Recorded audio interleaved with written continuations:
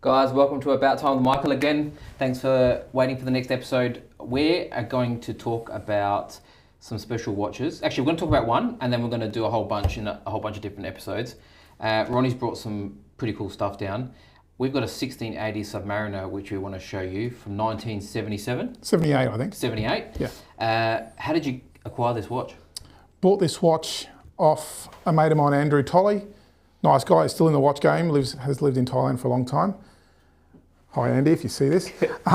He sold this to me in the late 90s for about, goodness, I think it was about $4,000 back then, which was a lot of money for me. This was before I had a shop. I was dealing in watches, buying and selling watches, but I never had a Vintage Watch Co. and Brisbane Vintage Watch Co. was yet to exist. And but I really wanted it, and he let me buy it off him, and I've had it ever since. Was it his watch, or he had it for sale? No, he bought it off He bought it off a second-hand dealer in Brisbane. Yeah, nice. Yeah, but anyway, that's how. That's yeah. So that's where I got it from originally. It's a '78 model, and it's been, you know, it's had work done to it over the years, and it's been restored. So careful viewers will note that it's got a service bezel, which I put on, because I needed to sell the old bezel off it, because I needed the old bezel for another watch. And so I took that bezel. So I needed an original bezel. It had an original bezel, but I needed that for another watch, because it needed to have an original bezel. So I actually got a service bezel on my one. It's got a big perspex glass, not the original top hat, which they would have come with. But so this sits lower. It's got a beveled edge on the side. It's got a beveled edge on the side. So Ronnie's talking about the glass, guys. Yeah. So it has that, which is it's a correct service glass, but not how it would have come. It's hard to see the beautiful colour, eggshell. It's a white one, yeah. It's a bit whiter. It's not a pumpkiny or it's a creamy sort of coloured, but it's a beautiful dial. And the bracelet's also a younger bracelet. Did you love the Submariner? Like, was this popular when you were buying this? No. So when Submariners came out, the Datejust was the watch to have in the 90s. Yeah. So if you had or a day date if you're noughties. Yeah. But if you wanted a modern, like a Rolex that was sort of relatively modern, then the day date was the one to have. If you were into really collecting watches back in the 90s, then you were king if you had a bubble back or a Prince.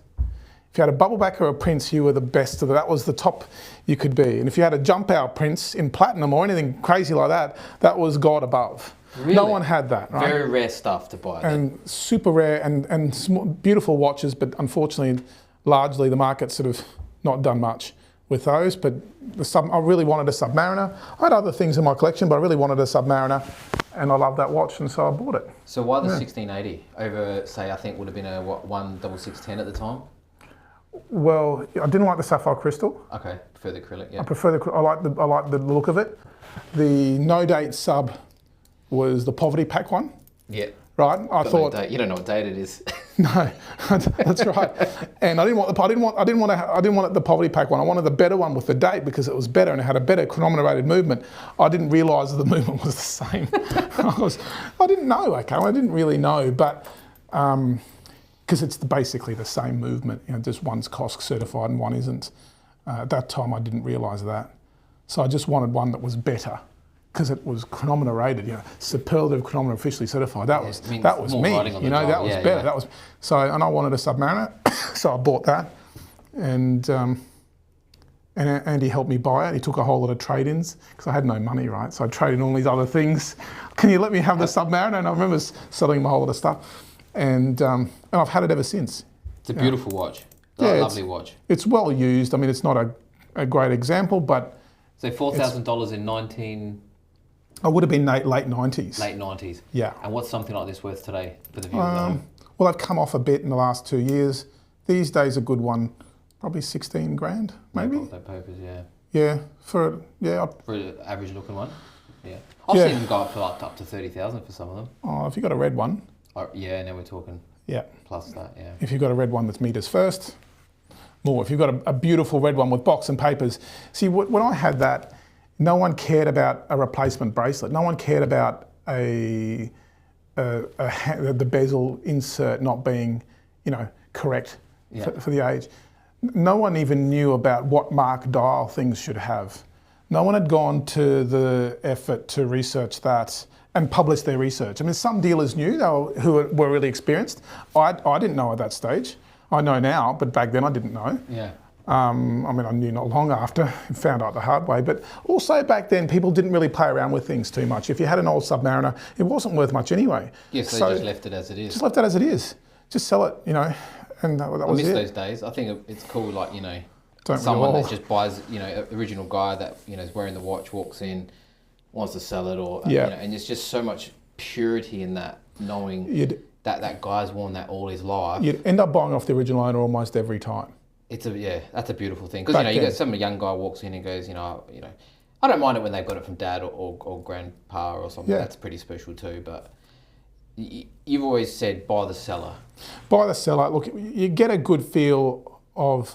I mean, if you're buying from the original owner, and you know, and you get the story from the original owner, how they got the watch. You know where they've got it from. You know what it's been through.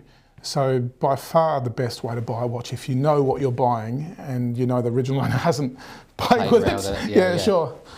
These days you see a lot of that, but these days, but now, you know, if you're going to buy off a dealer, I tell everyone. People say, "Oh, Ronnie, you know, can you get me this watch?" Well, I'll only buy it from you. I said, "Look, buy it wherever you can get it from."